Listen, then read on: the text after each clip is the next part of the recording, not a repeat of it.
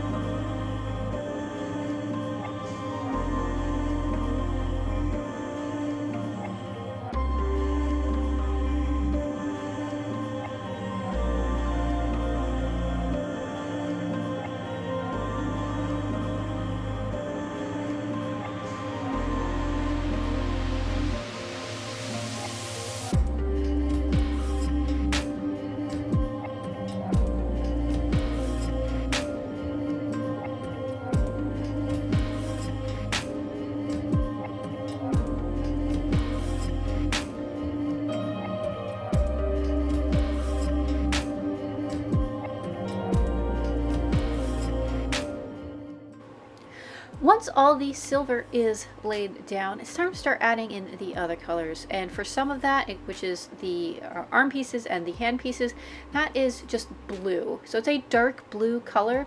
And I'm going to take a kind of small brush and start to get that into the open spaces that I've left and paint over all of the mistakes that I made with the silver. The silver I did pretty messily so that it would get all over the edges of the various pieces, especially when you have raised details. You want to make sure everything gets covered and you don't leave anything unpainted.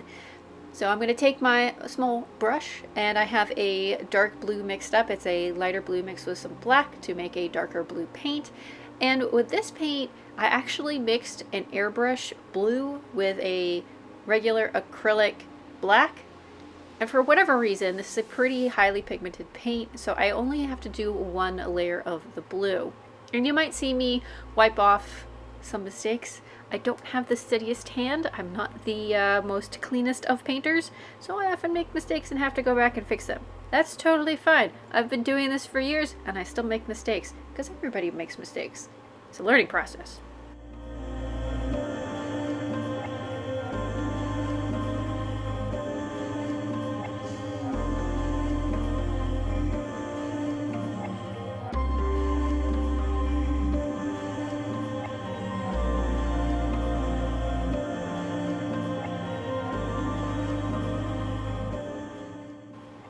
On the chest piece, after I do the blue, I'm going to go in with a dark red. This is just red mixed with black. I ended up doing 3 layers of this dark red on the chest. It just is not as pigmented as the blue, so it needs a couple of layers.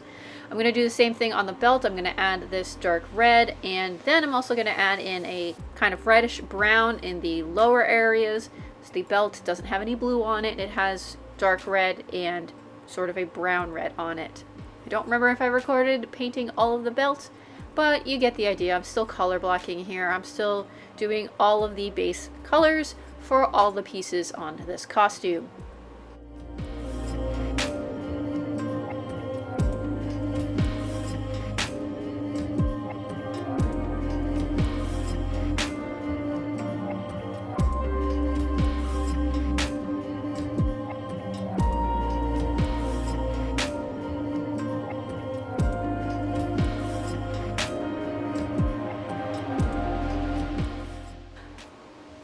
Once all of the base colors have been laid down, it is time to do probably one of the most important parts of making armor and painting armor, which is detail painting, low lighting, and highlighting.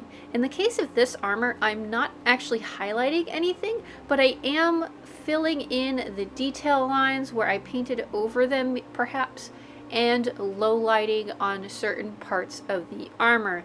This makes all of the details really pop and makes it look more worn, makes it look more realistic. It helps it look really, really good in photos. This part is going to take a sort of steady hand, which I don't have, so it's sometimes a little wacky. That's okay. And it's just going to take time and patience. This armor has a lot of detail lines that I have to go in and fill in with black paint. Either I painted over it in silver and got silver paint in there by accident, or I just really want those lines to pop in the final piece. Especially with the helmet, this thing has so many details that you want to make sure you see those and they show up in real life, in photos and video, whatever. So last step, really? Whatever. After you lay down all of your base colors, you need to go back in and with black or a darker color or some other shade other than your base colors, you need to go in and make sure those details really pop. With different sets of armor, you can add in aging, you can add in weathering, you can make these things look dirty and beat up and more realistic.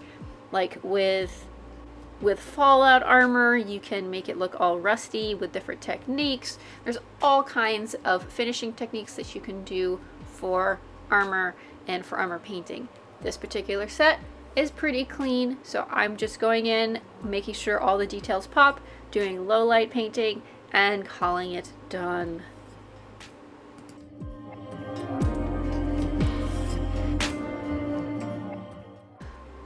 Overall, painting this armor is not super technique intensive. It just requires you to color block and then do all the detailing to make those colors really pop and make all those details really pop.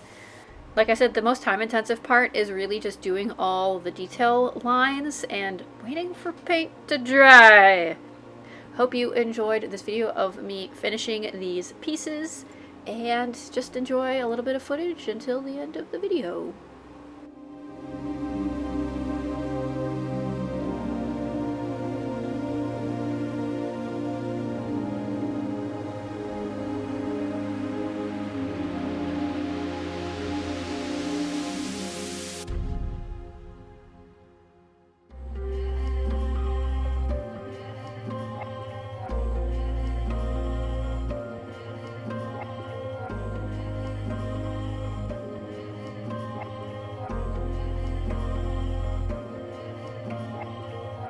Thanks so much for watching. Hope you enjoyed the video, and I'll see you folks in the next one.